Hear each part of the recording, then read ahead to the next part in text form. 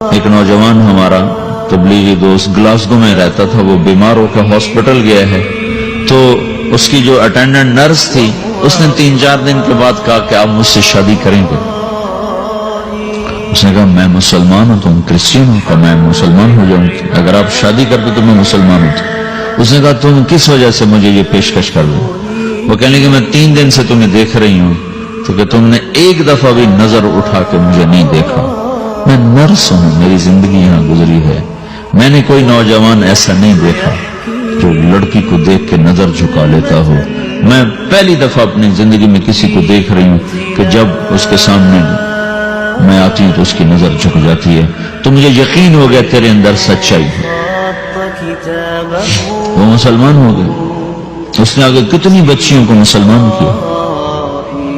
پھر اشفاق احمد صاحب مرحوم تھے، یہ ڈرامہ رائٹر، ان سے اچھی سلام دعا تھی میری، تو ایک دن مجھ سے کہنے لگے کہ میں تبلیغ کے کام سے متاثر ہوا ہوں انگلینڈ جا کر، پاکستان میں نہیں انگلینڈ جا کر، تو میں ایڈنبرا میں پارک میں بیٹھا تھا، میری بیوی میرے ساتھ بیٹھی تھی، تو ایک جماعت آئی، انہوں نے آ کر اذان دی مغرب کی اور نماز پڑھی۔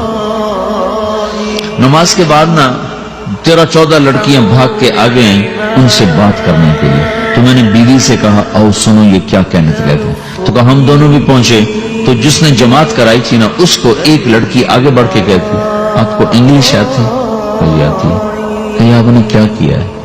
کہی ہم نے اپنی عبادت کی۔ تو لڑکی کہنے لگی آج تو اتوار نہیں ہے، تو اس نوجوان نے کہا کہ جی ہم دن میں 5 دفعہ کرتے ہیں، صرف اتوار کو نہیں، روزانہ 5 دفعہ۔ وہ لڑکی کہنے لگی یہ تو بہت زیادہ ہے، آپ اس کو کیسے نہیں کھاتے ہیں؟ تو اس نے اس کو جواب دیا، 2-3 سوال اس نے اور کے جواب دیا، تو کہنے لگی اچھا بہت مہربانی، اس نے سے ہاتھ بڑھایا آگے ملانے کے لیے، تو وہ نوجوان کہنے لگا میں آپ سے معافی چاہتا ہوں، میں آپ کو ہاتھ نہیں ملا سکتا۔ تو اس لڑکی نے کہا کیوں؟ کہ یہ ہاتھ میری بیوی کی امانت ہے اور کسی کو نہیں لگ سکتا۔ تو لڑکی کھڑی تھی، وہ زمین پہ گر گئی، صرف اس بہت وہ زمین پہ گر گئی، کھڑے کھڑے وہ زمین پہ گر گئی اور وہ بچوں کی طرح رونے لگی پھوٹ پھوٹ کے، اور کہنے لگی وہ لڑکی کتنی خوش قسمت ہے جس کے تم خامد، کاش یورپ کے مرد بھی ایسے ہی ہوتے۔ جس رب نے نفسیات بنائی ہے وہ اگر کوئی عورت کپڑے اتار دے تو اس کی نفسیات بدل جاتی، چاہے وہ مغرب میں پیدا ہو چاہے وہ مشرق میں پیدا ہو، عورت کی نفسیاتی حیا ہے اور وفا ہے، کسی وفادار کی تلاش ہے، تو وہ اس کو پتہ بھی نہیں ہے کہ مشرق کا حیا کیا ہے، لیکن وہ اس کو اللہ نے عورت بنایا ہے، اس کے اندر کی وہ نہیں مر سکتی چیز، کاش یورپ کے مرد بھی ایسے ہوتے۔ اور آنسو پوچھتی ہوئی وہاں سے اٹھ کے چل دی۔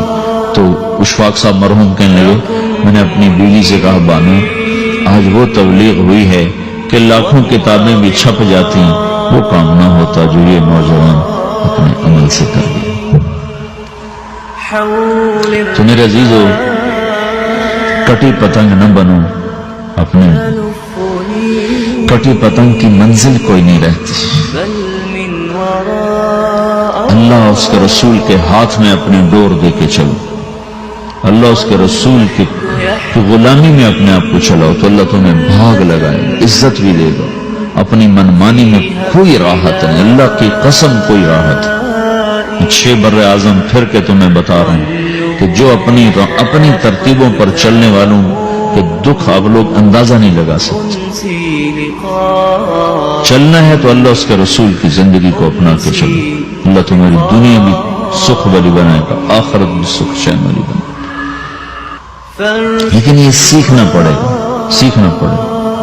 تبلیغ اس کو سیکھنے کی محنت ہے اور اس کو آگے پہنچانے کی محنت۔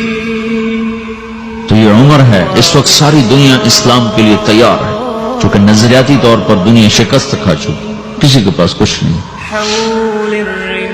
تو ہمارے پاس ایک ایسا خوبصورت نظریہ ہے کہ جو ان کو بڑی تیزی سے اپنی طرف کھینچ سکتا ہے، اور اللہ کا احسان ہے کہ تیزی کے ساتھ نسلوں کا رخ اللہ کی طرف ہو رہا ہے۔ تھوڑی ہمت کرو، چھٹیوں کا وقت تبلیغ میں دو، باقی وقت اپنی تعلیم کو دو، گھر جاؤ تو ماں باپ کے خادم بن کے رہو، نوکر بن کے رہو۔